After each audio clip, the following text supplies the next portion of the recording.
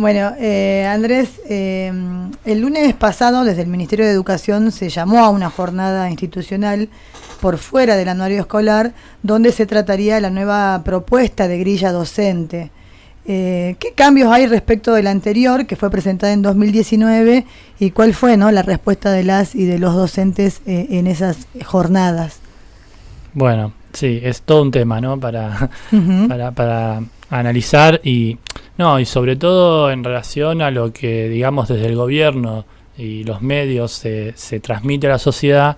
Entonces por ahí hay que tomarse el tiempo para explicar algunas cosas, porque como siempre hay una parte que es el relato y otra que es la realidad. Eso nos parece muy importante para explicar a la audiencia, y que la grilla de calificación o clasificación en sí mismo no solo se puede discutir en lo que es, digamos, la grilla. Lo que te plantea es cómo que se evalúa tus titulaciones, capacitaciones y qué puntajes tenés, bueno, cómo se va conformando el puntaje que después los docentes tienen para acceder a cargos o a horas, ¿no?, en laborales.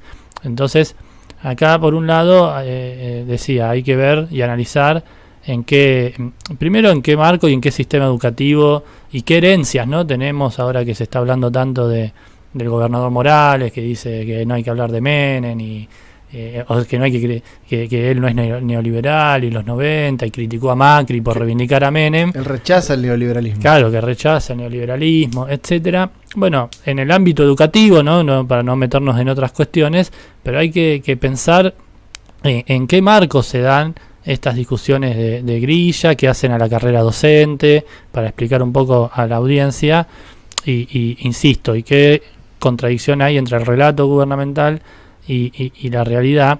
Entonces, nosotros no tenemos que olvidar que hay una herencia también neoliberal en la educación que sigue existiendo, que empieza por lo que es haber dividido el sistema educativo en 24 jurisdicciones, ¿no?, en el año de los 90 con la Ley Federal de Educación, y que eso más allá de los cambios y de también los relatos que se construyeron durante el kirchnerismo con la Ley Nacional de Educación del 2006, esa estructura noventista se mantiene intacta, ¿no? Entonces, ¿qué pasa?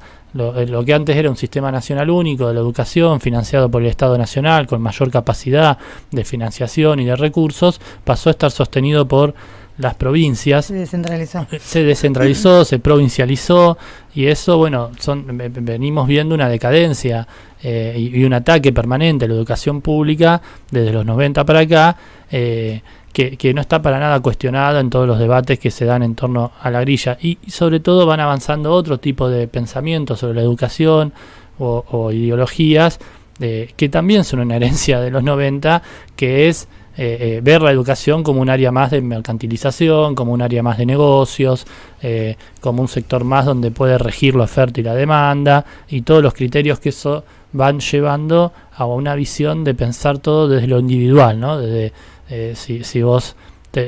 todo depende, si vos te formaste o no, depende de tus propios méritos, de tu propio esfuerzo, e individualiza un área que tiene que estar pensado desde lo colectivo y desde lo social. Entonces, no se puede discutir la grilla como la presenta el gobierno, en el sentido del gobierno presenta una tablita, como si fuese una tablita, un cuadro, donde, bueno, hay distintos ejes y titulaciones, capacitaciones, bueno, distintos ejes particulares del quehacer docente, y te pone un punto más, un punto menos, 10 puntos acá, te bajo acá, etcétera. Entonces, eso no se puede desligar de en qué contexto estamos, por lo menos para pensar el sistema educativo jujeño, y también trayendo a colación las últimas declaraciones del gobierno, o del gobernador en particular, que en el marco de su carrera presidencial viene planteando que Jujuy es la provincia que más invierte en educación. Bueno, eso es parte también de un relato. Tenemos, no sé, se nos puede acabar el programa de decir todas las cosas de la realidad de la educación que contradice eso: salarios de pobreza, pérdida salarial, escuelas que ante cada temporal se le caen los techos, se electrifican las paredes, denuncias permanentes que hay de las familias. En este momento se están denunciando en muchos lugares de la provincia que faltan designación de docentes, si hay chicos sin clases desde hace 20 días. Bueno, todo eso es responsabilidad del gobierno, de mantener un ajuste permanente sobre la educación, o denuncias como la de los docentes de la escuela del Colegio 65 del Libertador General San Martín, que es una escuela de las nuevas, sí, que están denunciando que no tienen mobiliario, que no hay, o sea, dicen, ¿para qué inaugurar escuelas si después no tenemos ni bancos, ni sillas, ni el personal necesario? Claro, una escuela sin docentes. Es una escuela sin docentes, con muchas particularidades igual, pero donde además supuestamente es una orientación con robótica, con... Sí. De avanzada, donde ningún estudiante, desde que se fundó la escuela, pudo tener una práctica real en robótica o en programación o en laboratorio, porque no hay insumos. Entonces, digamos, sobre esa estructura estamos hablando de la grilla, y para ver los mensajes que se instalan en la sociedad y cómo tratar de dar fundamentos de por qué no es así lo que dice el gobierno. A ver, que haya formación continua, estamos todos de acuerdo, ¿no? Claro. Estamos todos de acuerdo que los docentes nos tenemos que formar, que tiene que ser continua la formación, etcétera. Ahora, la primera pregunta era qué diferencias entre el intento de imponer esta grilla en 2019 y lo que se estaría proponiendo ahora. Bueno, es verdad que producto de la lucha que hubo en 2019, algunos de los aspectos más polémicos los han sacado, uh-huh, ¿no? Por ejemplo, uh-huh, lo que planteaba de que tus capacitaciones iban a durar 5 años. Uh-huh. Eso lo sacarían, por lo menos queda en un potencial, porque nunca se puede terminar de confiar, pero eso lo sacarían. Perdóname, cada 5 años volvía a foja cero. Claro, yo hago un curso, me lo califican, me sube mi puntaje y dura 5 años. Y después a volver a hacer otro. Claro, ese curso no vale más. Está bien, porque perdiste los puntos. Claro, y lo peor es que se olvidaron de los conocimientos los docentes. Claro, eso no tiene ningún tipo de fundamento. Eso es un aspecto que mantiene igual, porque cada cosa que, insisto, lo que se presenta para los docentes es una grilla con puntuaciones, o sea, no tiene ningún tipo de fundamentación, ni normativa, ni de las leyes, ni marco legal, ni fundamento pedagógico, ni nada, ¿no? Porque de última me podés decir, yo opino que la educación tiene que ser tal cosa, y discutimos fundamento, contrafundamento, posiciones, pero es una tabla con puntos. Bueno, perdóname, pero ratifica un poco lo anterior que vos decís, que no venga, o sea, el fundamento se da por hecho en el marco de todas estas transformaciones durante tanto tiempo, entonces ya es lógico que sea así y no tenga que tener ningún otro fundamento más que los números que vos decís que están en la grilla. Claro, en ese sentido iba. ¿Qué otra herencia hay de los 90 para hablar de gestión? O sea, hay todo un lenguaje, muchas de las jornadas que nosotros tenemos últimamente y todo, se va imponiendo un lenguaje que es, bueno, en las leyes está, ¿no? Vos tenés educación pública con gestión privada o gestión estatal. Claro, eso es un legado del kirchnerismo. Sí, en realidad viene de los 90, que es una de las cosas que el kirchnerismo no toca. Se lo termina, es un avance. No, claro, pero digo, la palabra esta de sí, que es una sola educación, dos gestiones. Claro, exactamente. Entonces, pero se mantiene esta idea de la gestión, ¿no? Uh-huh. Como si las escuelas fuesen empresas. Entonces, si hay crisis educativa o no se alcanza, otra gran palabra, la calidad educativa. Si no se alcanza la calidad educativa es un problema de la gestión, pero de la gestión que cada vez se va, ¿no? O la gestión de la escuela, o la gestión del directivo tal, o la gestión del docente, o qué no hizo el docente para alcanzarla. Todo se va fragmentando, se va individualizando, ¿no? Se va como desligando la responsabilidad estatal cada vez más de la educación. Entonces, sí, perdón, los problemas no son las políticas, sino los gestionadores. Claro, los problemas... Era como Cavallo, que decía que la convertibilidad estaba bien, el problema es que la aplicaron mal, los que lo siguieron. Bueno, ahora que tanto se vuelve a hablar de la convertibilidad, de la dolarización, uh-huh, exactamente, la gestión sigue siendo otra de las herencias, ¿no? Como ideología en cuanto a cómo pensar la educación. Entonces vos gestionás mal los recursos, gestionaste mal esto, gestionaste mal el otro. El problema es de gestión.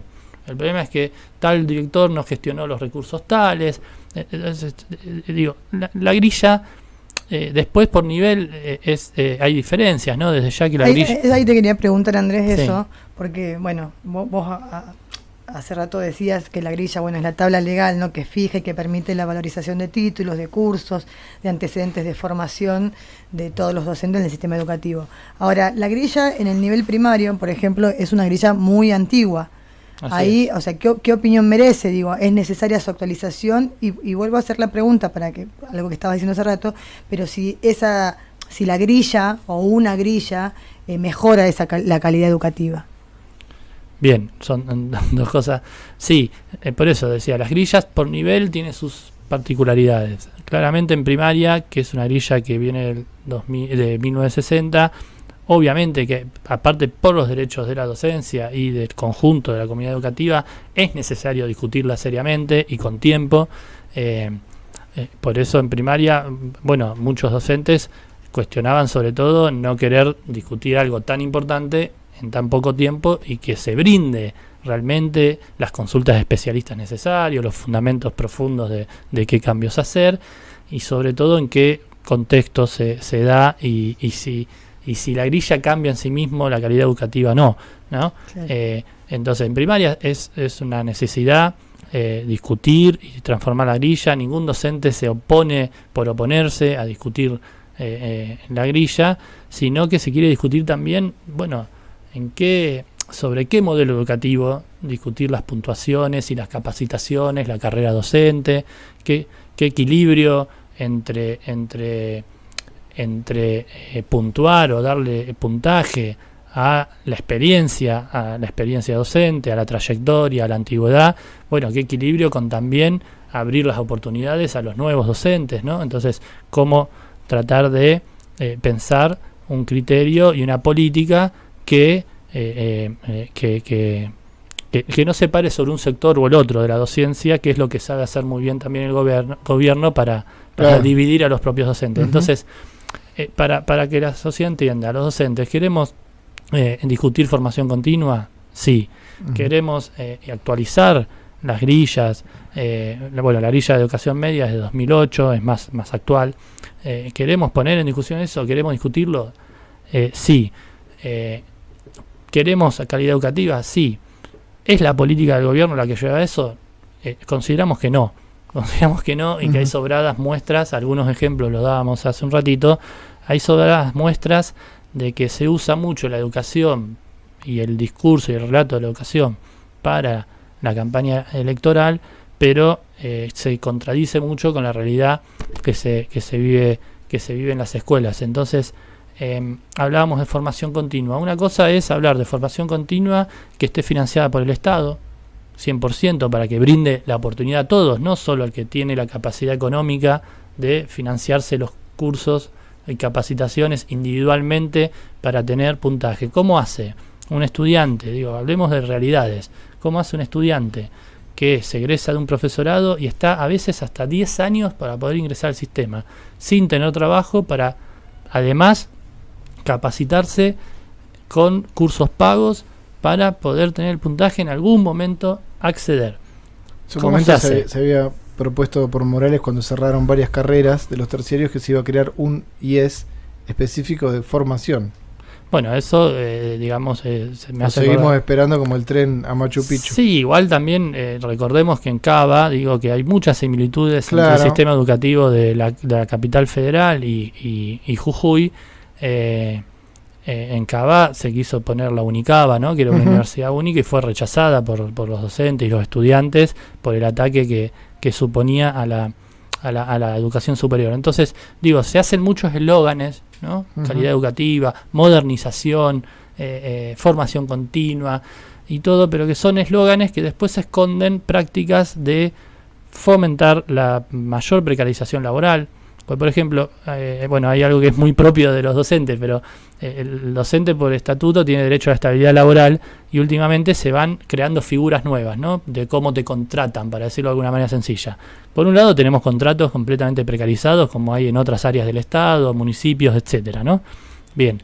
Por otro lado, se está avanzando en contrataciones de monotributo directamente. Por ejemplo, las escuelas de verano. Está muy bien. ¿Queremos escuelas de verano? Sí. Pero ¿por qué contratan como monotributo a los docentes que trabajan ahí? Y por otro lado está la figura que se llama ITL, que es un interino, un cargo provisional, puede ser interino, término lectivo. ¿Qué quiere decir? Que vos ya cuando tomás el cargo sabés que tiene término. Bueno, eso es una flexibilización o una pequeña reforma laboral encubierta, porque ataca derechos adquiridos, ataca la estabilidad laboral. ¿Qué fundamento se da para fomentar esas nuevas formas de contratación. La formación continua. Entonces la formación continua puede ser utilizada realmente como quisiéramos los docentes para que el Estado garantice el 100% de la capacitación en horas de servicio, por ejemplo, para poder ir brindando mejor educación a los estudiantes, o también la formación continua se puede usar para un discurso bien neoliberal, que decir, bueno, si vos no te formás es porque te achanchás con la estabilidad laboral, para decirlo, entonces te vamos a poner modos de contratación flexibles, porque tenemos que adaptarnos a un mundo flexible y hay que adaptar la educación a ese mundo flexible. Entonces, cuando discutimos la grilla, no es una oposición de oponernos por oponernos, o de discutir cuál punto más o cuál punto menos. Digo, hay cosas, insisto, que se sacaron o se sacarían de 2019, como ponerle límite haces un curso y 5 años de conocimiento. Claro. O sea, el conocimiento no tiene fecha de vencimiento, claro. Se adquiere. No, pero el negocio de los puntos sí. Claro, el negocio de los puntos sí. Es como el celular, ¿no? La caducidad de los cursos. Cómo se fabrican los celulares ahora, tienen fecha de vencimiento. Para que compres otro, sí. Claro, ahí hay un negociado, hay un mercantilismo sobre eso. Uh-huh. Después se sacaron puntos de reducciones, que era insólito que a vos te sancionen y te descuenten puntos. Es algo que no se puede discutir en el marco de una grilla. Pero se mantienen cosas también insólitas, como que si vos tenés tenés un título de Jujuy, vale 2 puntos más que uno de otra parte del país. O sea, claro. Eso no solo afecta a alguien que venga de otra provincia a vivir acá, sino jujeños o jujeñas que hayan ido a estudiar a otra provincia y vuelven. Entonces va a valer menos tu título. Vaya a saber uno por qué, porque no hay ninguna fundamentación pedagógica ni legal que a vos te dé más o menos puntos por títulos que son de validación nacional, ¿no? Legalmente. Entonces... bueno, pero entra dentro del concepto 1, que es la descentralización educativa que hizo el menemismo y se mantiene, y que todo sea provincializado. Claro. Entonces también se defiende supuestamente al que estudia acá versus ahora dentro de una lógica de competencia, ¿no? Que viene otro a sacar. La lógica de competencia. O es un punto que quiere generar adhesión por sobre todos los otros puntos que no... Sí, claro. Igual ni siquiera en el marco de la provincialización tiene fundamento, porque vos tenés provincializado el sistema, pero los títulos en cada provincia son de validez nacional. Claro. Entonces ni siquiera en ese marco tiene fundamento. Desde ya busca dividir, busca generar es una de las pocas cosas, busca generar consenso. Pero entonces, ¿qué hay de fondo? Hay que discutir la grilla, sí, por eso se piden jornadas durante todo el año, y algo que fue muy tomado por la docencia, que es una propuesta de nuestra agrupación, congresos pedagógicos, porque se ve la necesidad de discutir el conjunto de la educación. Claro. Entonces los docentes quieren participar en la discusión, en la participación y en un congreso pedagógico. Perdón, Andrés, y te hago la pregunta esta para que desarrolles, digo, por lo que estás diciendo, que estas cuestiones que vos marcabas, lo de la mercantilización, la precarización, la flexibilización como herencia, ¿no? de un modelo educativo neoliberal. Entonces, preguntarte, o sea, de fondo y en última instancia esta grilla trata de mantener eso, qué es lo que está en juego y qué propuesta nosotros, por lo menos, qué posiciones de nuestra agrupación para hacer frente, digo, a eso y cómo hacerlo, ¿no? Bien, claro. O sea, ante un modelo hay otras propuestas, claro. Algunas iba planteando, por ejemplo, en lo que es la capacitación, porque esto es pensar la educación de conjunto. Entonces, si uno quiere calidad educativa, ¿qué tendría que tener? Por lo menos desde nuestro punto de vista. ¿Escuelas sin docentes? No. Entonces, eso no es calidad educativa. Estudiantes sin profesores? No. ¿Escuelas que se caen a pedazos? No. Entonces, para nosotros hay parte de esa herencia también, es que hay una gran fragmentación de la fuerza laboral docente. Tenés un sector que se tiene que sobreexplotar para llegar a fin de mes, claro. Tener 2 o 3 cargos para llegar a fin de mes. Tenés un sector que lo único que le queda, de suerte, entrar en trabajo ultra precarizado, y tenés miles que quedan afuera directamente. Hay miles de docentes egresados que hasta tienen 2 títulos y tienen que vender en la feria o hacer otra changa, pues no pueden trabajar de docentes. Muchas veces este gobierno ha dicho que sobran docentes en la provincia, lo hemos visto con los cierres de terciarios, etcétera. Ahora, si uno realmente quiere tener un plan de construcción de escuelas y todo lo que vende el gobierno, bueno, ¿cómo se pueden crear cargos? ¿Cómo se puede crear cargos para que no haya desocupación ni precarización? Por ejemplo, dividir las horas de trabajo, donde haya un salario que con un cargo vos llegues igual a la canasta familiar. Entonces eso abriría muchísimo, no tendría que haber docentes que se sobreexploten y abriría trabajo para otros. Por ejemplo, trabajar 4 horas frente a alumno con 2 horas de formación continua, claro, garantizada por el Estado al 100%, para que toda la docencia pueda acceder y pueda realmente formarse. Jornadas extendidas, escuelas con jornadas extendidas, eso abriría más cargos, más trabajo para los docentes y mayor nivel de educación también para los estudiantes. Eso es algo que se dice, pero que eso es algo que se dice, pero no se hace, ¿sí? Siempre a medias, la doble jornada. O siempre a medias. Entonces, vemos que desde ahí se puede pensar en una educación realmente al servicio de las mayorías populares y donde también brinde la posibilidad, o sea, salgamos de esa mentira o esa dicotomía de si faltan o no faltan, sobran o no sobran docentes. Acá lo que realmente faltan son escuelas, pero no escuelas para hacer una gran campaña electoral, sino escuelas realmente que después tengan el mobiliario necesario. Es como hacer hospitales sin insumos. Si vos no garantizás el mobiliario, los cargos docentes, etcétera. Entonces, y la necesaria capacitación desde ya. Pero ¿por qué abrirle el negocio, por ejemplo, en la parte de la grilla de Tecnicatura Superior? Que aparte no voy a nombrar nomás, pero en los institutos superiores la grilla y la Junta de Clasificación le quitó la autonomía que antes tenían los institutos para clasificar ellos mismos y nosotros opinamos que ahí tiene que haber concurso con veedores, ¿no? Los institutos tendrían que tener autonomía, concursos y veedores para poder acceder a los cargos. Ahora, Tecnicatura Superior, por ejemplo, se fomentan los convenios con empresas, como por ejemplo se hace con Ledesma actualmente, entonces se le da a las empresas que tienen sus intereses particulares, que después se le hacen pasantías, se hacen pasantías, todo tipo de cuestiones precarizadoras también.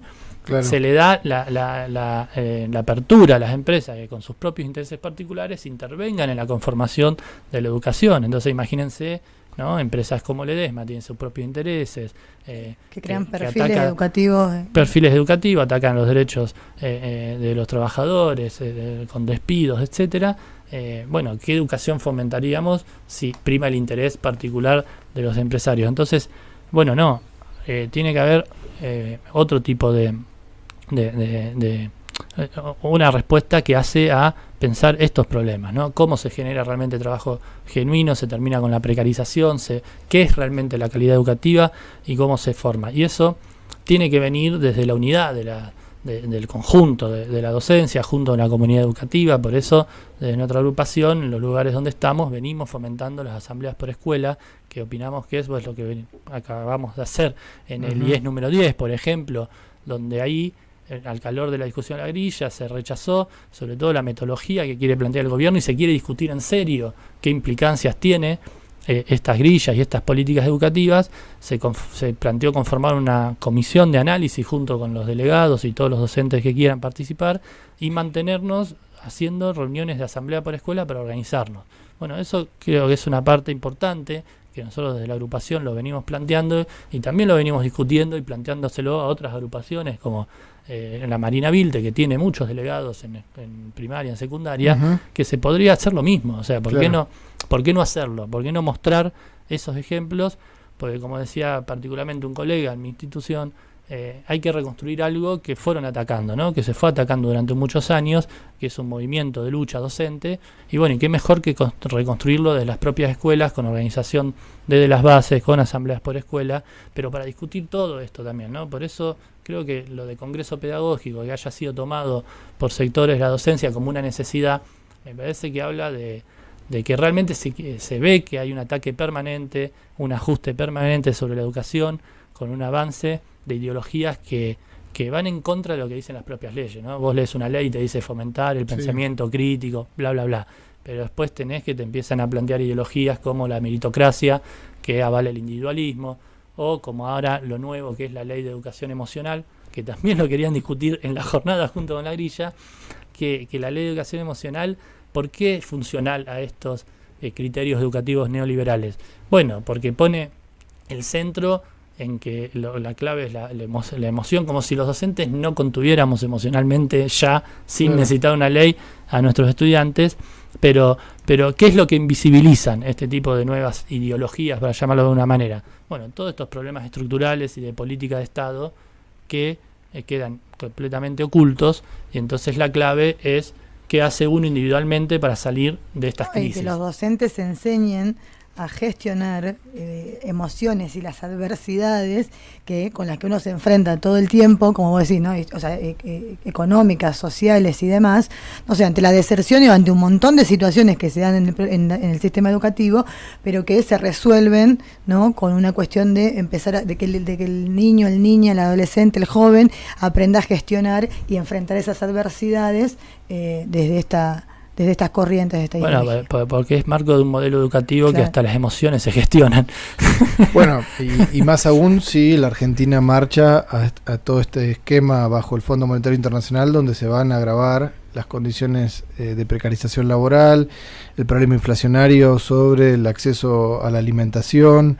O sea, evidentemente están pensando en cómo preparar una escuela para que contenga emocionalmente a tanta pobreza que va a ir creciendo, ¿no? Y que reduzca el problema al plano emocional y no... Bueno, pero es un rol de contención social, emocional, psicológica, porque claro, como no se puede revertir lo estructural, hay que aguantarse los trapos y tener a docentes que hagan de psicólogos y de asistentes sociales, ¿no? O sea, sin recursos, porque hay que... Bueno, los recursos no hay para nadie, es algo para el FMI y claro, los amigos que remarcan los precios, o los diablos, diría el presidente, pero después...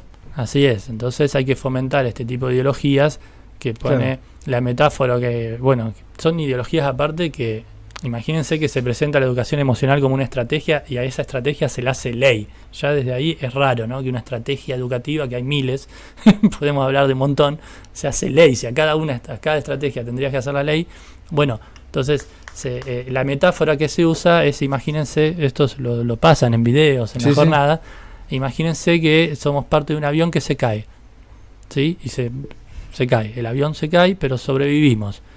Tienen una mala noticia y una buena. La mala noticia es nos dieron todos por muertos.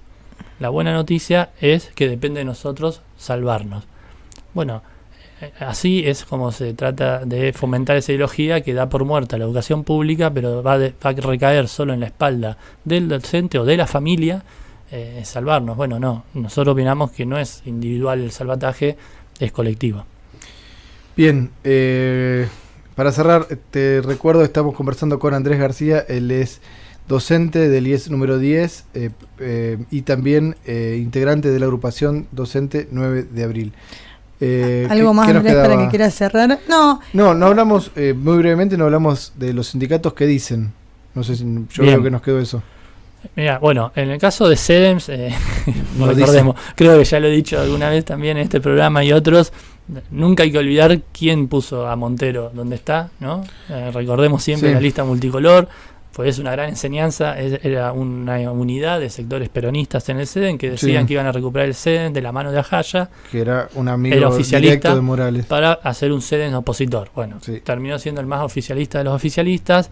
Recién cuando se empezó a ver que las jornadas de las jornadas hubo bastante rechazo, se contabilizaron muchas escuelas, y acá tengamos en cuenta que después en esas nosotros por lo menos contabilizamos cerca de 100 escuelas, pueden haber más, que rechazaron, y si vos calculás unos 20, 30 promedio de docentes por jornada para tirarlo para abajo, hay varios miles de docentes que rechazaron. Claro. Bueno, cuando se vio recién el día anterior a la jornada de la noche, cuando se vio que había malestar, el CEDEN sacó un comunicado avalando, ¿no?, el tratamiento que se está haciendo. Recordemos que el gobierno lo que dice que desde el 2019 y el rechazo que iba en 2019 se mantuvo reuniéndose con los gremios. Claro. Durante 2 años los docentes fueron convidados de piedra. Además hubo pandemia. Pero ellos se reunían igual a tratar la grilla. Por Zoom. Por Zoom, no sé dónde.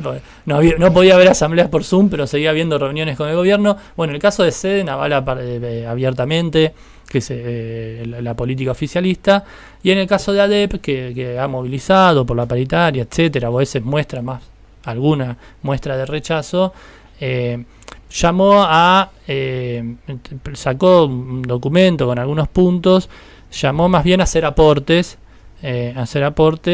aunque cuestionando el poco tiempo, pero son aportes que en última instancia entran en, bueno, un punto más para esto, un punto más para el otro, pero no cuestiona de fondo tampoco toda esta estructura y esta problemática que estamos charlando acá, y de alguna manera también le da cierto aval y se ha ido juntando con el gobierno. Entonces el gobierno también ante la sociedad dice, bueno, pero si nosotros... Hay un diálogo permanente. Si hay un diálogo con los gremios, ¿por qué se quejan? Bueno, porque ninguno de los gremios tampoco llama a los docentes a ser parte de esta discusión que no se acaba ni en una jornada ni en una asamblea, ¿no?